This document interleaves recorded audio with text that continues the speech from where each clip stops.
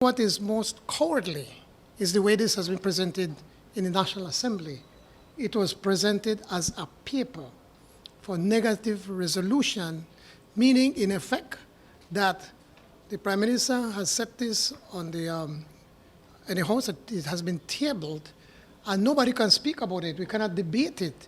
In effect, he is giving not one middle finger, but two middle fingers to the people of this country, where he is refusing to have an open debate on a contract that has created a lot of controversy, a contract that this company has potential revenues of over $500 million over the life of the contract for 10 years.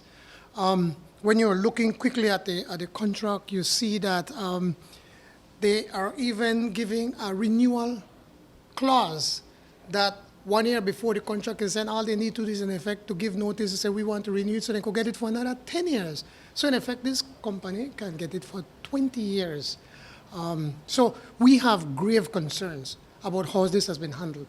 We have contracts over $5 million that come to be debated here. Here now is one where the government is signing off the Belize Boledo to a private company with no debate, with no discussions, with nothing.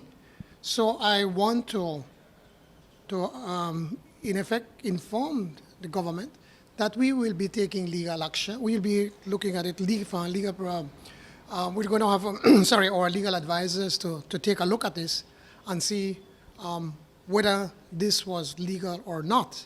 But also I could assure you that once we get into government, we are going to go through this contract. So I am alerting Mr. Brads and his partners to be careful how much money they want to give to the UDP, because they are going to lose their money, because this is not going to be left the way it has been set or structured by the UDP government. We got a copy of the ownership of the company, the shares, and you see that Brads has 40% or 4,000 shares.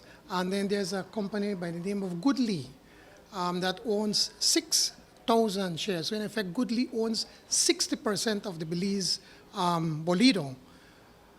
What makes it even more concerning or damning is that this is an offshore company registered in Saint Lucia. Now the Prime Minister has been the one that has always, in his fights with Mr. Ashcroft and all of these other people, saying that when he sees an offshore company, he wants to see who are the true beneficiaries. This very same Prime Minister now is allowing that the Belize Boledo be contracted out to a company that's registered offshore, and we don't know who are the owners. There's a lot of speculation that somebody that is very close to the Prime Minister is the person behind Goodley. And maybe the Prime Minister needs to come clean on whether to say or to state whether he knows who are the beneficiaries of Goodley.